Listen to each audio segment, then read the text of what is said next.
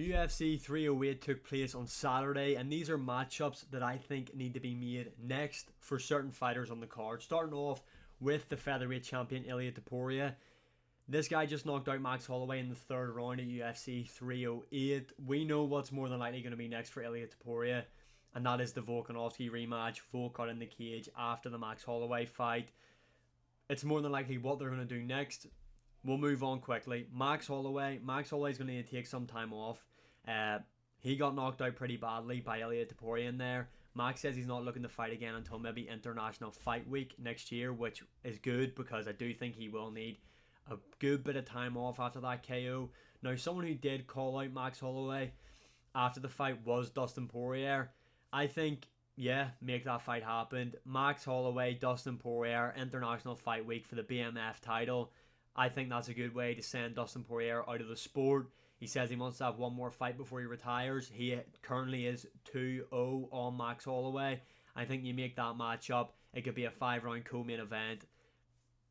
Worst case scenario could be a main event. But that's the way I think we do it. Ilia Topuria, Volkanovski, 2. Max Holloway, Dustin Poirier, 3. Next up, in the co-main event for Robert Whittaker, I don't really know who that guy should face because he's going to need to take a lot of time off here. Khamzat Chimaev really hurt the guy in there. And there are a couple of options that I think could maybe make sense for Whittaker. I mean, you've got maybe if they do DDP Strickland 2, he faces the loser of that.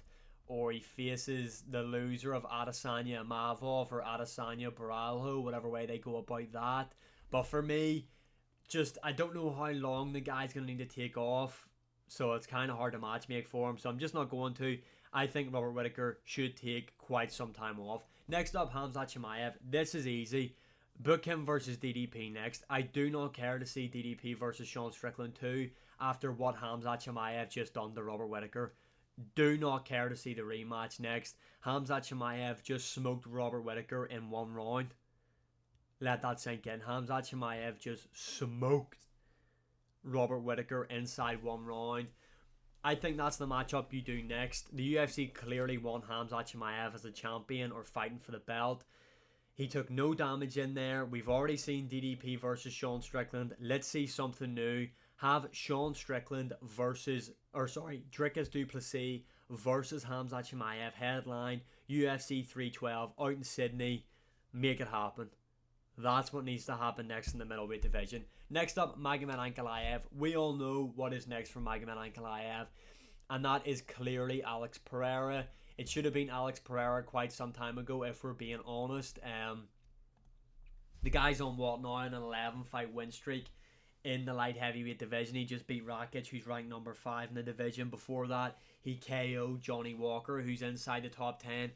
I know the UFC don't want to make this matchup happen for some reason, but it has to happen. Ankalaev has to get his title shot against Pereira, because if you don't do that next, one, there's no one else in the light heavyweight division for him to face. There's literally no other fighter that would make more sense for Pereira to go up against outside of Ankalaev, and it makes the rankings look stupid. It makes the UFC look stupid.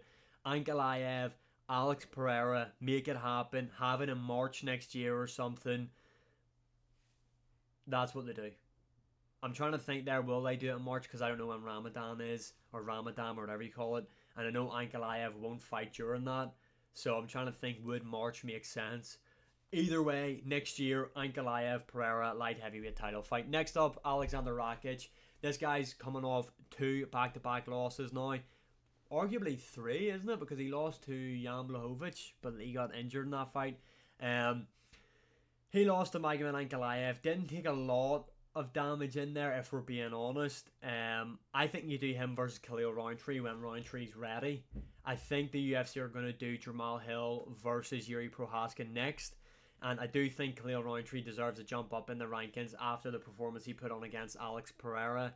I think you do Khalil Rountree, Rakic. That could be a 5-round fight night main event. That's a good fight. It's a fun matchup. And it helps the light heavyweight division move in the right direction. So I think that is the fight they do next. Next up, we have got Lerone Murphy. Lerone Murphy kind of already said who he wants to fight, and I think it's a fight that makes sense. That is Josh Emmett. Now, obviously, Scary call out for Lerone Murphy to make, considering Dan Ige dropped him. Now, Ige is a big puncher, but he got dropped by Dan Ige, and then he called out Josh Emmett. Josh Emmett's probably the biggest puncher outside of Taporia in the featherweight division. I think it makes sense for Lerone Murphy. The guy does need to get a move on here and get high up in the rankings. He's been in the UFC for quite some time now. I definitely think he can beat Josh Emmett. He's very well rounded. Also, Josh Emmett could be the one to take away Lerone Murphy's undefeated streak if he gets in there and is able to get the job done. So I think that makes sense. Lerone Murphy, Josh Emmett, make that fight happen. And finally, the last fight I want to cover is Shariput Magomedov. He's coming off a massive KO win over Petrosian. Not because of the opponent that he beat, but because of the way he beat him. That double spinning back fist was crazy. I don't think Shariput Magomedov's as good as what everybody makes him out to be honest. I don't think he's going all the way. I don't think he's going to be a champion. I don't even think he might not even make it into the top 15 in the middleweight division. There's two fights for him though, and that is either Kevin Holland or Michel Pereira. Two fun strikers. There'll be fun matchups. Kevin Holland might make it a better build up between him and Shariput Magomedov. Pereira might have a better fight with Shariput Magomedov. Either way though, it's time for him to make a jump up properly to try and get into the rankings. They're doing it with Bo Nickel now. They've given Paul Craig. They're trying to get these guys further up into the rankings. And I think stylistically, those are two very fun matchups for Shariput, either Kevin Holland or Michel Pereira. So yeah, those are fights that I want to see being made next after UFC 308. Let me know your opinions in the comments below. And as always, like, share, subscribe, comment, all that good stuff. And I will see you again in the next one.